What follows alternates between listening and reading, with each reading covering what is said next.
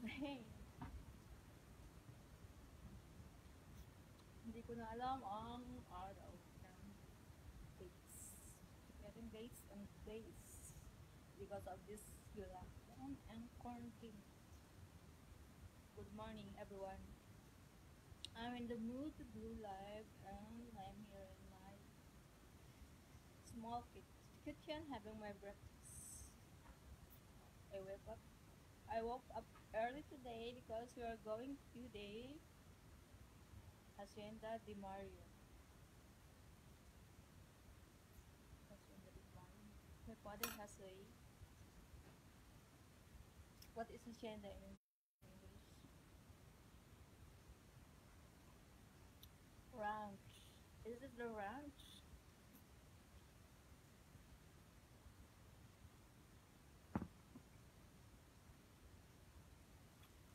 I'm getting fat. That's why I just eat this bread for breakfast. Just like in Taiwan, I only eat breakfast for I only eat bread for breakfast. But when I got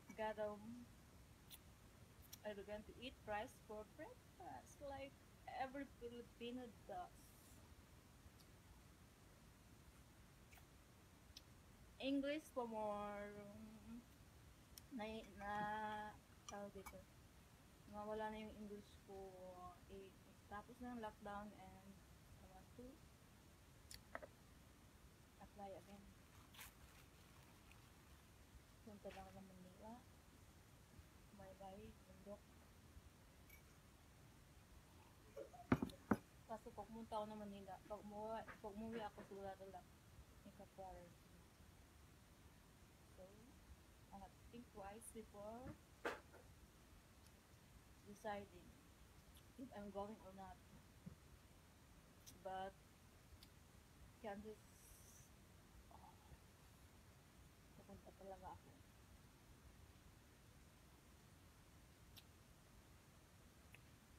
Are you ready? Ready? Ready ka na? Di na!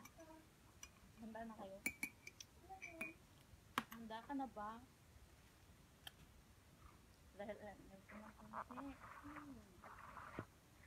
Di ba ako naghilamos? Ang laging ng braso ko lagi sa kanin.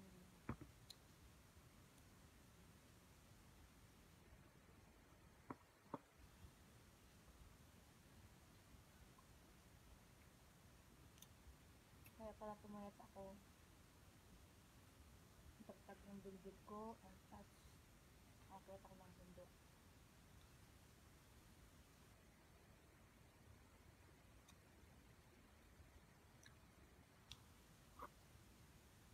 Ang sabi ko sa baso. Ang baso nyo.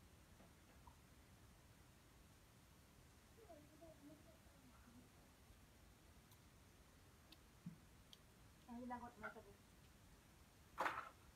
Hindi nila, wala akong naisip na gagawin. Mag-voice ka ng sahi. Marami na magawa kayo na. Kumain lang kayo na. Upo-upo ka na naman dyan.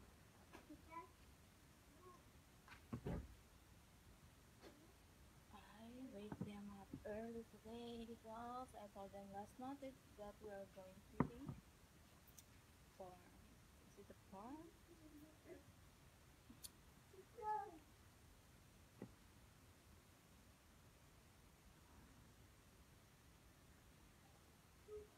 Maikli pa rin yan.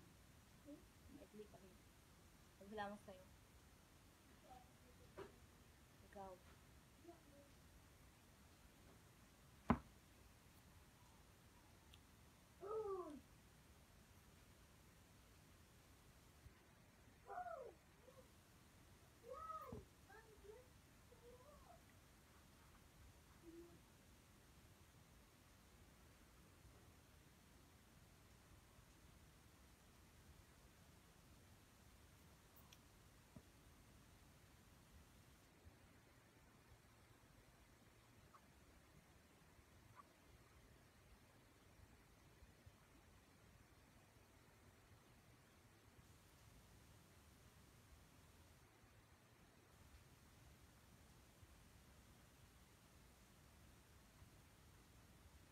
can't say your